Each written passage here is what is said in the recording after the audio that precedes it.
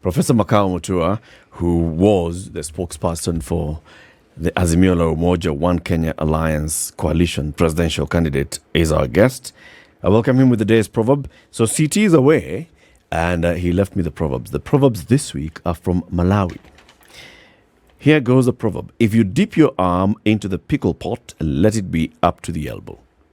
If you dip your arm into the pickle pot, let it be up to the elbow. Professor, good morning. That sounds painful. Yeah. Why would you do that? It's hard to understand exactly what It's hard to understand what, yeah. So, what's a pickle pot?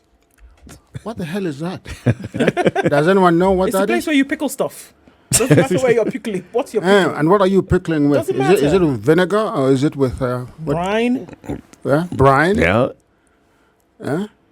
Interesting. So I'm glad to be here. Obviously, Karibu with two of the best in the business. I'm sorry that my friend CT is not here. I always like to jab him once in a while. Yeah. But it's great to see you. He's taking a break. Oh, where is he going to? Nowhere. Nowhere. People don't take a break to go Oh, all they the time. Take a break to break. They Take take a a break break to to break. break. I Yes. see. How are you keeping, Prof? I'm doing very well.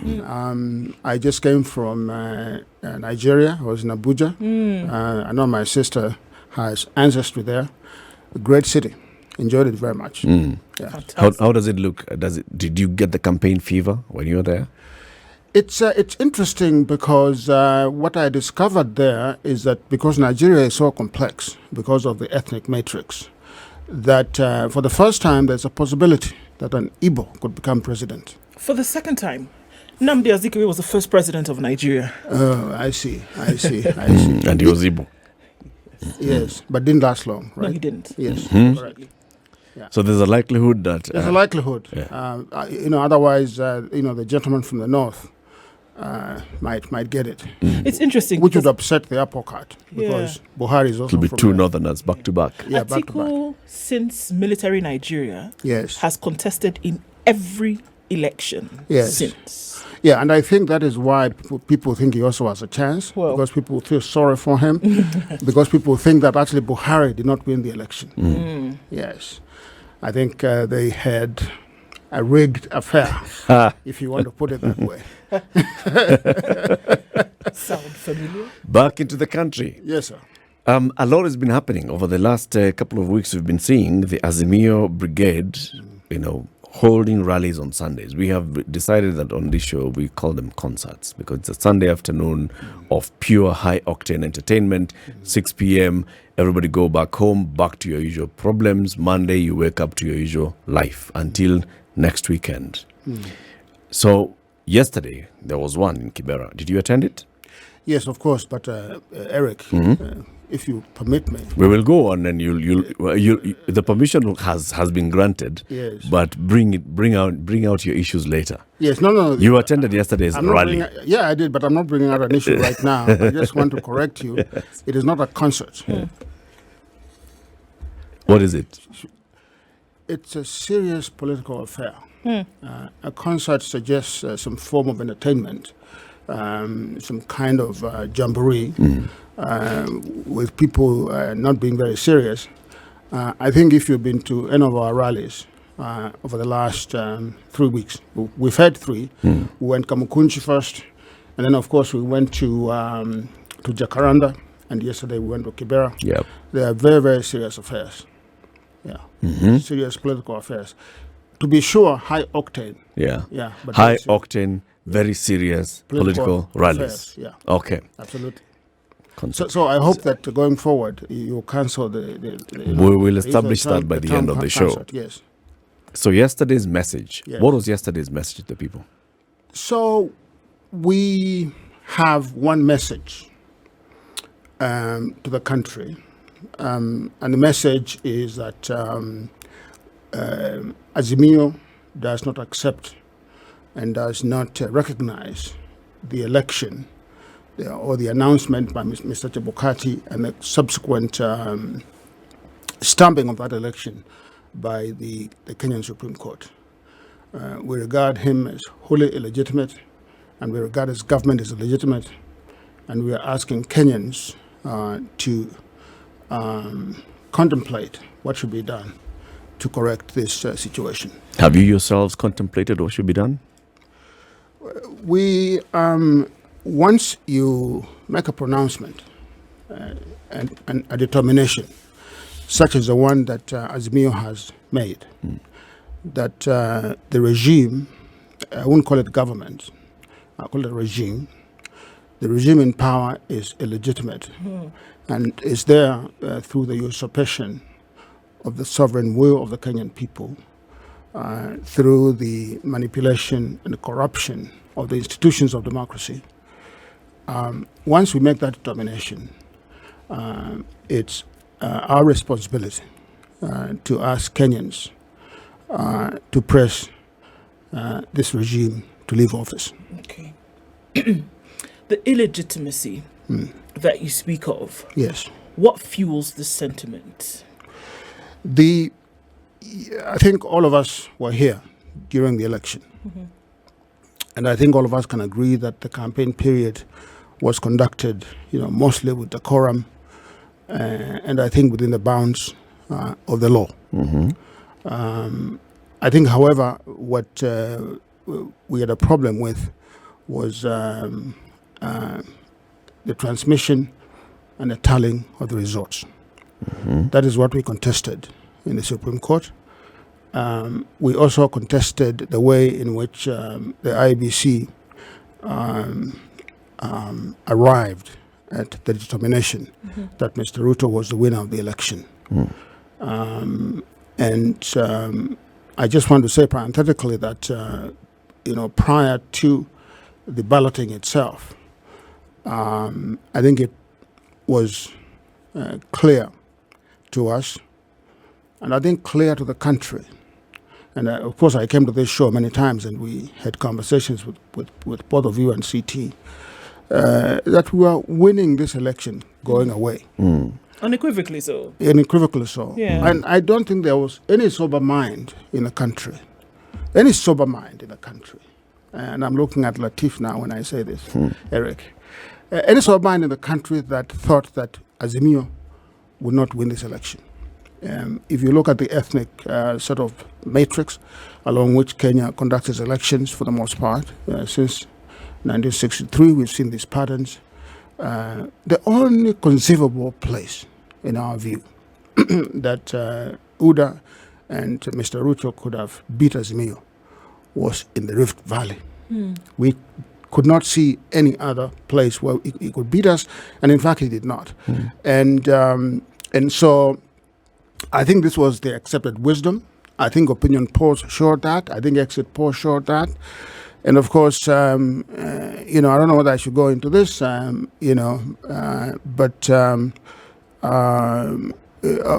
after the election, we did our own research. We've been looking at data, sifting through it, and trying to establish what exactly happened. And we came to the conclusion ourselves that there was no conceivable way we could have lost the election. And then, of course, lo and behold, a whistleblower comes out with data that I think we find very credible. Okay. You must understand, you must appreciate, the complexity of all of this and the layers then that people have to pull back. So the question is, and speaking to you, I think helps here, because then one would hope that you would look at this regardless of where your, political affiliations lie. Correct. To say that you would be objective in this matter. And then ask the question, is this agitation because Raila Odinga did not win the election? Or is this agitation because truly there is a seeking for the political processes in this country then to be made right? Yeah. So, I think it's a very good question. And obviously, you know that I was a partisan in the election, but also I'm a Kenyan. And I like to think of myself as a thinker and as a person who loves this country. And so my partisanship must be seen in that context. I would not participate personally in an activity that I did not believe was founded in fact and in law. I would not do it. At the same time, I would not fail to participate in an activity that I thought could advance this country. We know for a fact that in this country's history, and I think I said this last time I was here, only 2 elections have been free and fair, reflected the will of the people of this country. That was the election that brought Kenya independence in 1963 and the election of 2002. I think any objective person who studies elections understands that all the other elections have been compromised affairs, either rigged, comical, or sham. Choose your word. So we are not living in a country that has hygiene in its electoral systems. And we are not living in a country in which power is gotten, generally gotten, through a proper ballot. Mr. Odinga has run many times. I think you mentioned this yourself, and correctly so. We know that several of those elections in which he ran were taken from him. I think 2007, I think, is really uncontested. And I think even the late President Kibaki himself admitted that he did not win that election. Did he? Yes, he did privately. He did to many people, especially after the rapprochement with Mr. Odinga. I think in 2017, the Supreme Court itself, the same Supreme Court, said that the election was illegal and irregular, and struck it down. So those are 2 instances that, in my view, are incontestable. So when you look at that situation, and you understand that the most sacred duty in a country is to choose its leadership, and that the institutions of government that are charged with that responsibility must do so. If you know that this is what is happening, and that the leaders, for the most part, who have been leading us have been usurpers, and you discover that that's a fact in the 2022 elections, what's your responsibility to the country? And I say to you, to both of you, that our responsibility is to work as hard as we can within the bounds of the law, obviously, and peacefully, to make sure that we change this situation. Would it be the same sentiment if Raila Odinga had won in 2007, in 2013, 2000? Would you speak this man in this way if he had won the election? Would there be such a need to change the electoral process or system in this country if he had won? Well, I mean, I think that if Mr. Odinga would have won fairly and freely in a ballot that was, legal, there's no question that I would accept that result. Of course, I think that what we are saying here is that whenever an election takes place, and it's either distorted or rigged or compromised, it's incumbent upon us to object to that election. Mr. Odinga has run as an outsider, as you know, in the previous elections. And so if an outsider was to win an election, I think you can... What qualifies as an outsider, Prof? He was in the opposition. Was he? He was... In 2013 election, Mr. Odinga was running in that election as an incumbent. No. He was a co-president of the Republic of Kenya. No. The person who was holding the sword as the president was an exiting head of state. Mr. Odinga was a sitting prime minister with executive powers in this country. He was an incumbent, Prof. No. I think we can kind of split the difference. I will split the difference with you. Okay. So he was running as a former prime minister. He was running as that. He was running as a sitting prime minister. His running mate was a sitting vice president. No, I understand all of that. But what I'm trying to say to you is that if you know the arrangement that made Mr. Odinga the prime minister, you know that it was an accommodation that was made following that violence. And you know that executive power lay within Mr. Kibaki's hands. And you also know that, Mr. Odinga's, opponent,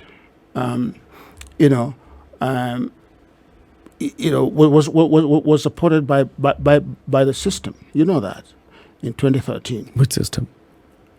The state. Okay. Yeah, the state. So Mr. Odinga did not get the support of the state in that election in 2013, although he was running. So that qualifies him as an outsider because it qualifies him he was as an not outsider. getting the state support. Yeah, because ODM was still an opposition political party. Okay. Okay. But it is to say that, and I think I made this point when CT was here last time, to say that this country has two political orientations throughout its history. There is the left of center and there is the right of center. And if you look at the structure of the state and its ideology, and I think this is true of many African countries, including your beloved Nigeria, our beloved Nigeria, I should say, is a part of our continent. Welcome. That the right of center tends to capture power in this country. The left of center has never really captured power in this country. They have always been outsiders. And I think that Mr. Odinga's father, Jaramogi Oginga Odinga, was for a long time the personification, the physical embodiment of the left of center political, orientation in this country. His son, Raila Odinga, now occupies that space. The closest the left of center has ever come to power is two instances in this country. Number one, when Mr. Odinga was Prime Minister, I grant you that. And number two, when Mr. Willie Mutunga was Chief Justice. Those are the only two significant people from the left of center who have ever encroached into the state in this country. So it's a long explanation to simply say that he was an outsider in 2013. Exactly. Okay, so two left of center people were in power, and partially in power. Then in 2022, did he have the system with him? In 2022, it's a very, very complex question that we are asking, and I think some of these facts are coming out now with the benefit of hindsight, what we call 2020. I think you read my column in one of the in the Nation on Sundays. I used to write quite a bit on the split between Mr. Kenyatta and Mr. Ruto. And if you remember, and if you go back and read those, on many occasions I asked questions about this split between these two gentlemen. And the question was always this, that in that split, who has gone away with the biggest chunk of the state? And in fact, I didn't say just biggest chunk of it, I said the most lethal, the biggest and the most lethal chunk of the state. I think what we know now is that Mr. Ruto really superintended and controlled the biggest chunk of the state and the most lethal elements of the state. I think it's fair to say that Mr. Kenyatta, for reasons that historians will debate into the sands of time. Mr. Kenyatta was betrayed by a lot of people around him. Okay. Yeah. So I would say, to answer your question, I would say that I would, although Mr. Kenyatta, supported Mr. Odinga's candidacy, I would say that, he did not have the machinery of the state. The system was not with Mr. Kenyatta. It was not. In that support. It was now, not. because you had raised those questions, it means that you kept, even as you were working in the inner circles of Azimio, yes, you kept asking yourself this. Yes. You met with the president many times when he was meeting with Raila. You were having conversations with your candidate Raila Odinga. At that point, say, by the end of July 2022, did you see the system not with you? Well, I think that... Or did you see the system with you? I think that... So let me explain one thing. So the word system is a kind of not oxymoronic, but it's a term that is a little confusing to many people because it sounds like there's a system sitting somewhere waiting to pounce. There's nothing like that. What I would say that there are two institutions that I think were important. I think the IEBC clearly was a very important central part of the conduct of the election, and obviously on the back end of it, the determination by the Supreme Court of that election. What I would say is that the machinery of the IEBC and its infrastructure was in the hands of Mr. Ruto. And I think that, the actual powers that be within the IEBC and working with other fractions of the state, and I will just use the word fractions. I'm not talking in tongues here. I'm just speaking English. But working with other fractions of the state, I think were able to compromise the election. And yet this IEBC, the Handshake brothers, had actually participated in amending the law on the selection panel and appointment of members to the IEBC. True.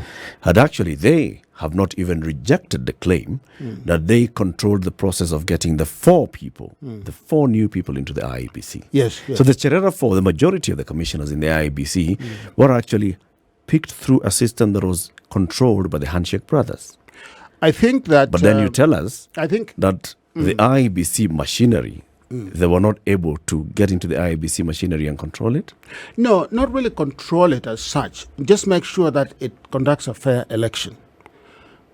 What did those four do? I mean, if you took in those four into the commission. So I can explain a little bit here, if you permit me. I think that if you study institutions and how they function and how they are sort of structured and how they function, there are always power centers in institutions, and so what you see may not be what is there. You may see something, but then what is there could be something else.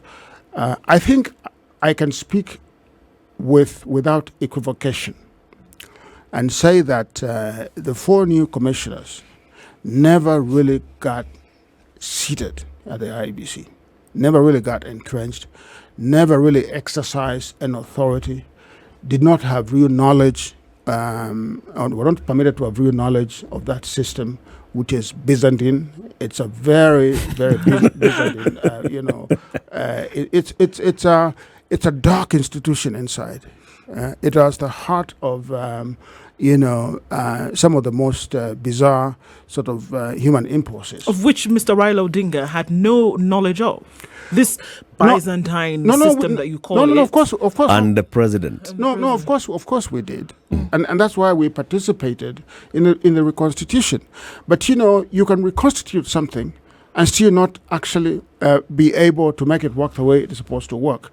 So if you, for example, I'll tell you something that is interesting, but which won't surprise you. Commissioner Justice Nyangaya was a commissioner in charge of IT. Yep. Okay. It should not surprise you that Mr. Nyangaya had no access at all to the IT infrastructure of that organization. He just didn't. It won't surprise you, for example, that when ballots were being procured from the Greek company, that the four commissioners, at least the four commissioners, had no knowledge of it. The ballots just appeared at JKIA, and I think the press people ran there to go and see the ballots. And there was a very stormy meeting. I'm sure you have heard about this because you're in the business of finding out what happens behind closed doors. There was a very stormy meeting in which the commissioners, really fought each other. And they came out, Mr. Chebukati came out and said that we have agreed, there's no problem. At that point, I would have expected the four commissioners to say, no, it is not okay. for whatever reason that there was, they went along. In the final phases of that election, and this is not disputed actually by anyone, Mr. Chebukati came with a sheet of paper with numbers on it, and put those numbers in front of the plenary of the commission, the 7, and say these are the results, and that he and his CEO Marjan Marjan had tallied the results, working with the staff of the commission. The commission is the 7. Now, as you all know, Mr. Chebukati proceeded to walk out there in that hall in a shambolic exercise that I think will remain, the shame of this country, because it's a very big stain, and conducted an illegal proceeding at Boma. This is the Situation Room, the only way to start your day. The conversation continues, the Situation Room on SpiceFM, on KTN, and online.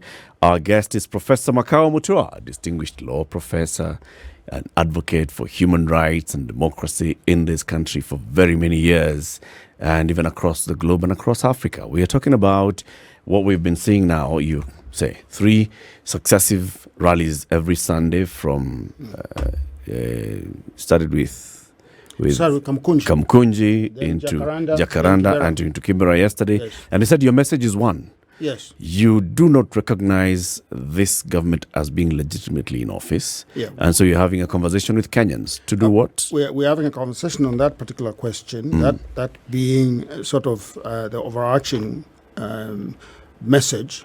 But we are also highlighting the failures of this regime, in particular on questions of kitchen table issues, or issues of the cost of living, whether we're talking about transportation and the cost of fuel, whether we're talking about food, and of course the question of taxes, which appear to have escalated to a large extent. We are talking about the kind of general hunger and I think depression and trauma that the country now finds itself in, essentially 5 to 6 months after Mr. Ruto was declared the winner. We are saying that there's an utter failure of the regime to respond to the challenges that this country faces. Okay. But let me do something here and, sort of demonstrate my mood by putting on my... Really? Yeah. Is that it? I'm going. This is my mood right We've now. crossed over into Uganda now. Oh, here we go. Okay. This is This is it. This is no. This was given to me yesterday at Kibera by a new movement. What's written on it? It's MDD, the Movement for the Defense of Democracy. Movement for the Defense of Democracy. MDD. I was very shocked myself, when I saw it, and I thought that this is what citizens do when they are under siege by a state. They begin to protest. And so this is one symbol of that protest. I thought I would just put it on so that you can... Now you can have it on. Keep it on, by all means, Prof. No, it's okay. Yeah. So the message here is there is the high cost of living, the challenges that Kenyans are facing on a daily basis. Correct. And then there's the other one of let's install a government by the people. A government of the people, by the people, and for the people. How do we install this government of the people, by the people? Yeah, so I think you've been watching the rallies. Yes. Right? I can tell you... and I call them concerts, but let's go with rally. And I have been a big observer of these political events, not just in this country, but throughout the globe. When you see the kind of energy, when you hear the voices of the people at these rallies, when you listen to them, and when you look at their body language, you know that something is fundamentally wrong in this country and that people want to correct it. I'll tell you, after Jacaranda, when we finished, we were riding out, of the place. And I was riding with Baba in his car. you know, people ran with us or alongside us for several miles.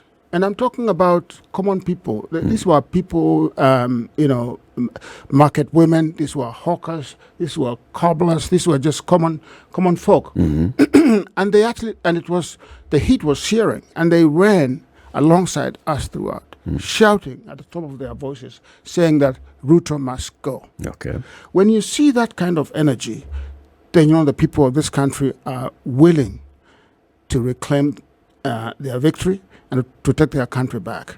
Yesterday at Kibera, they kept on asking, us, what, when are you going to, allow us to go to State House to take over this country? That is not up to us to decide. What's your answer? Those are issues that let the people decide. The people will decide. If the people decide to go to State House tomorrow, you'll be okay with it. Of course, I'll be okay with it, because there is no power above the sovereignty of the people in any country. There is not. You saw what happened in Sri Lanka. Yeah. I would not call that an affair that is outside the realm of history. That is a historical development. Yeah. There's nothing to say that could not happen in Kenya. So all I can say to you is this: we've asked our people to be peaceful and to act within the bounds of the law, to demonstrate, to lay siege on a public establishment is a constitutional right of anyone. Yeah. People can come and lay siege on any building in this country. As people decide to do that, so be it. Okay? So I just wanted to... So where do you draw the line, Prof? Yes. Between what you call laying siege as a democratic right of people expressing themselves, yes, and what you'd call laying siege in other jurisdictions where it's called an insurrection, an attack on democracy. Raila Odinga tweeted on the 9th of January this year, the attack on democracy and peaceful transfer of power in Brazil is deeply troubling and it saddens me. We support Lula da Silva and all who believe in the power of democracy and Brazil's democratic institutions and its people. We must defend the values that underpin our societies. Professor Makau Mutua tweeted on the 3rd of February 2021, Kenyans need to remember that of the three branches of government, it was largely the independent judiciary that stopped Donald Trump from stealing and overturning the U.S. election. Correct. Where do we draw the line? Well, between the people of America expressing themselves and pouring into the institutions that they feel represent what they want to talk about, the people of Brazil doing the same, the people of Sri Lanka doing the same, and the people of Kenya doing the same. Yeah, I think this could be confusing to people, but apples and oranges and pears are different things. They're fruits. But they are different kinds of fruits. They are. And some of them, you could be allergic to them, to some and not the others. Let me say that in the case of the United States, and I was there when this was unfolding, and I saw people, climbing up on the Capitol and so on. Mr. Trump had lost the election, and there was no question that he had lost the election. That mob, essentially of white fascists and racists, who formed the base of Mr. Trump's political movement, could not contemplate, a Democrat in power, and especially one whose main base of support was African American. So we know that that is what was happening. There's a racist coup attempt. Okay. In the case of Brazil, Bolsonaro is a similar, apple to Mr. Trump. He lost the election, and he lost fairly to Mr. Lula, and I don't think there was any question about it. So there's no inconsistency in us condemning the breach of government institutions in the United States and the breach of government institutions in Brazil. Here in this, in Sri Lanka, and of course there's Sri Lanka, where the people decide we're going to go and evict these people from the state house, and of course we support that, because it was clear it's a people's movement, unhappy with a regime that had failed to deliver. Okay. In the case of Kenya, again we are saying that, and it is not every opposition to an election that is illegitimate or legitimate. You have to look at the context. Okay. Okay, that's why we discard, we don't support Lula. I mean, we don't support Bolsonaro. We don't support Trump because those are basically coup makers against democracy. In the case of Kenya. And racist coup makers at that. In the case of Kenya, we have an election that was stolen, and we have figures that demonstrate that. Figures that have, by the way, have not been controverted by anyone. The whistleblower figures have not been controverted. Have they been formally presented to any institution that would officially controvert those issues? But by the nature, systems that you've set. No, but by the nature of whistleblowing, whistleblowers come forward and provide information. Okay, my understanding is that the IEBC has been conducting interviews with staff members, putting them under the gun. Asking them to disclose, who leaked this information. And this is I have that on good authority. Okay. Yes, we have that information. Who would controvert what this whistleblower is saying? It is the IEBC. The IEBC itself, the official IEBC itself, Mr. Marjan, because he's still there, although most of the commissioners have left, he can come out and say this data is not authentic. Why would he have come into contact with this data? Has anybody presented this evidence to him? Has your leader gone to IEBC and said, we have received information from a whistleblower? No, the data, look, Eric, the data is not ours. The data belongs to a whistleblower, okay? The data is on a website somewhere, hosted there. If Mr. Ruto himself has been saying that he won the election, if this data was not authentic, Eric, let me ask you this question. Yeah. Okay, and the UDA folks, the likes of Dennis Itumbi, Amin Nasir, Abdullahi, and others, the kind of, Udu dog whistling for UDA. If this data was not authentic, they would have attacked the data, by the way. They would have said, this is our data. Don't forget, Eric, and this is a very important point, and my sister here. Listen, do not forget that we have never seen the JPEGs images of Form 34As or Form 34Bs. We have never seen them. On this website, those forms are there. Yeah? Okay? We want the only way the IEBC can contradict those numbers and figures and forms is to produce their own JPEGs. And they refuse to do so. They refuse to open it. Is that what the next action ought to be? Because here we are, and we must understand the potential danger that this poses, right? Here we are saying that it's possible. I mean, according to the Azimio side, it's unequivocal that this is the state of things. Yes. In the minds of other people, there's the possibility then that starts to play in the minds of people that, okay, is it possible to happen? Now, for me, that's dangerous. What now? What is dangerous? That the possibility is playing around in the minds of somebody. That it's possible that an election was stolen. All right? It is not only possible, it is probable and happened. Be that as it may. Yes. Unproven. Unproven. Be that as it may, it is unproven. And that is where the danger lies. That you cannot have this idea floating around the atmosphere of still a heavily politically charged country. And there is no grounding of this information. And now this is the thing. I know the question you're about to ask. With who then lies the responsibility of proving this? But he who alleges proves. If you have said that this is the case, and it could be a whistleblower, that's fine.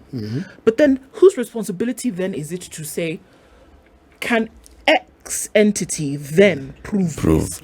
Do we petition? Who do you petition? Can it take on a different form? So can look, it take on a different form to petition and say, actually, this result was not true? I love the question. I love the question. And let me say this, because I love the question. I'll say this. There is no institution in Kenya currently constituted that can lay to rest this question. The IEBC will not produce authentic forms, which I've just said. They are discredited, as you know. And now, as you know, Mr. Ruto wants to reconstitute it and make an IEBC. He's undoing what you people did in 2016. No. He's trying to pick his own commission, like you did in 2016. so that there is no election in 2027. Okay. Now, So the IBC cannot correct itself and cannot prove anything. So there is no institution currently in the country that can do that. Okay. So what we have said is that the why? institution that should? It's Because what the question here is, one thing that they could do is this: if somebody out of nowhere goes onto some websites and claims that they work for the IEBC and this is what has happened and these are the figures, yes, whose responsibility is it legally and constitutionally to actually deal with that? it is the responsibility of the IEBC to come and say that those figures that have been posted there are fake and this is why. That's their responsibility. They have not done that, you see, which begs the question, why have they not done that? Because those figures are authentic. How do you know they're authentic? Because they have not been controverted. They have not been controverted. And the controverting here is just the IEBC coming out to say, The IEBC forget the rumors. No. Producing data that is authentic in the form in which it should be Is produced. that what we expect the commission to be doing every time? If there were 10 different people who claim to be whistleblowers, faces hidden, nobody knows their real identity, somebody goes there and says, actually it's Wajakoya who won the election. Somebody else goes and says, actually it's Raila who won the election. Somebody else goes and says, actually Ruto did not even win this election with that margin that you say. He won the election by 10 million votes. All those things, every time that something happens, IBC must come out to respond. No, Eric, the hypothetical is not a proper one. Because now you are throwing spaghetti on the wall. No, I am looking at all candidates. And there's a possibility that somebody could come out and claim that actually Wajakoya's votes were suppressed. But you see, no one has done that. Let's stick with what is real. No one has done that. The person who has said that his victory was stolen was Raila Odinga. Okay? Let's deal with that's a fact. He has said that. Yes. It's also a fact that there are some numbers on a website somewhere which say, if, for example, someone comes and says that you guys have been swindling, SpiceFM, Standard Group. Standard Group. If someone can and post that information there, what do you think the Standard Group will do? The Standard Group will come and say, let's conduct an internal investigation to see if Eric and Do have done that. Okay. And then tell the people that this is not correct. Okay. Okay. So you've so far confirmed to us here that you have information that the IBC is doing exactly that. No, the IBC is not doing that. What the IBC is trying to do is to conduct a witch hunt to find the leaker of the information. Also, that's what a different you're question. saying is that they're asking the people who went out and told them. They are completely. They are, in fact, they are in a panic mode. They have completely panicked. They do not know who leaked the data, where it came from. They cannot find the whistleblower. They are panicked, and I urge you, and the press in Kenya to ask them these questions, because they are hounding out their own people in the office. We have information that is clear. If the whistleblower had come out to say that actually William Ruto's votes were 10 million, what would Raila Odinga be saying today? What we would say, we would ask that Ruto has now cooked a whistleblower. No, we would ask the commission to either authenticate, dispute, or confirm those numbers. We would. Eric, we would. I mean, I am being very honest with you. You cannot, it would be the height of a responsibility, bordering on treason, for such information to come out, and for you as a commission responsible for conducting elections to not to refute clear or the confirm. air on that question. It's irresponsible. Besides, do not forget, Eric, that the commission had 7 members. You remember that? Yep. There's a reason why that constitutional design is there in the Supreme Court, in all Supreme Courts of the world, in electoral bodies. The numbers are 5, 7, 9, 11, whatever. Yep. Odd numbers. Yep. So that the majority can rule the day. Where on earth, Eric? I mean, you got to give me this one. Give me this one. Where on earth can 4 people be overridden by 3? Where on earth? Okay. The question is, and I know we're running down the clock, but who would then be in a position to compel the IEBC to then clear the air? Because if I take you to court today and I say 1, 2, 3, Prof did this, the court will say, "Oh, right, you have a right of reply." The court would compel you to come do and that. answer. Yeah. Who compels the IEBC in this case? In to a civilized country where the rule of law works, that would happen. In this particular case, when institutions of democracy fail to function, then the people take the power in their own hands. So you're saying that the courts have also failed? They have failed.